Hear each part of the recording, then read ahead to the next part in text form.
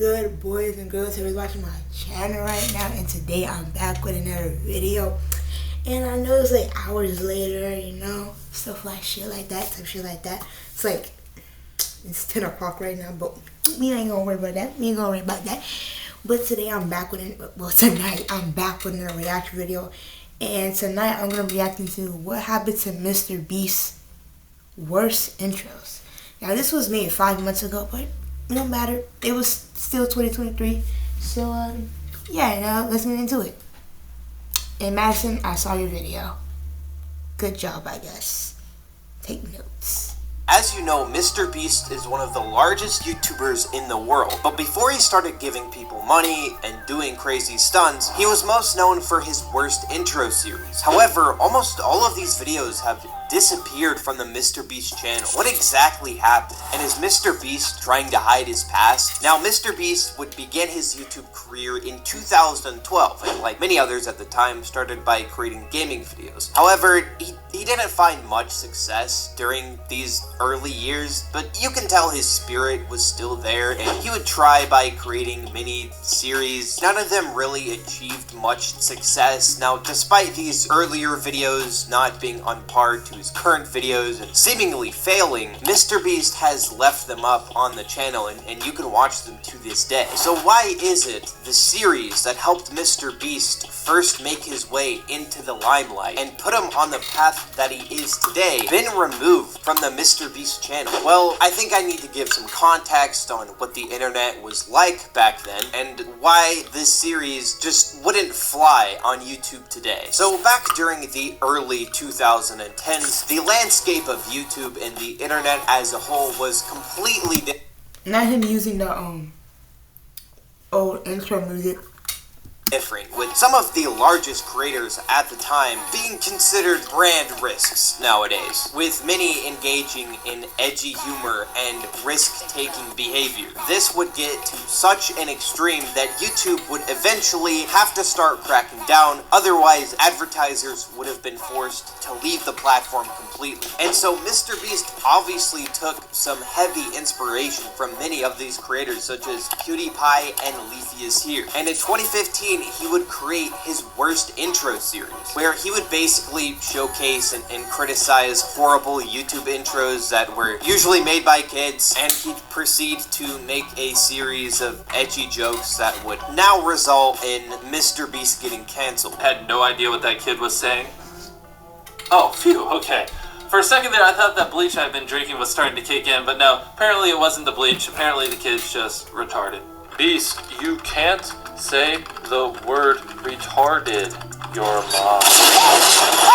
Now, as this series started to gain popularity and accelerate MrBeast's growth, many of his fans who were very young would begin to submit their own intros to be in his series, with many of them engaging in risk-taking behavior, crazy stunts, just doing things that probably weren't inappropriate for kids to be doing, which definitely weren't appropriate for a large YouTuber to blast to his audience of millions of people. At the time, this type of content was considered normal, where you'd find a video of a kid acting cringy or acting in a certain way, and you would belittle them and bully them and make fun of them, which would then result in many of the viewers going on to then bully that kid. In recent years, YouTube has made rules to ensure that kids are protected on the platform, and so this type of content basically doesn't fly anymore. It was pretty clear that if MrBeast were to keep these videos up and to keep this series up, it would have only been a matter of time before YouTube forcefully removed them, or MrBeast would end up getting into some sort of scandal. I mean, over the last few years, several of his older videos and some old jokes that he's made have already resurfaced, with people trying to make MrBeast apologize, people writing news articles, and MrBeast has stated numerous times that he tries to avoid controversy. It's just not something that he's really interested in. And unlike many other creators at the time who were basically forced to address their past and apologize, MrBeast has avoided that all entirely and has tried to stay out of this sort of drama, with MrBeast only recently starting to engage with some of this, as much of the criticism against Mr. Beast these days is very unjustified. Like the time people got mad that Mr. Beast like cured 1,000 people's blindness or something, or that other time where Mr. Beast gave someone a free car and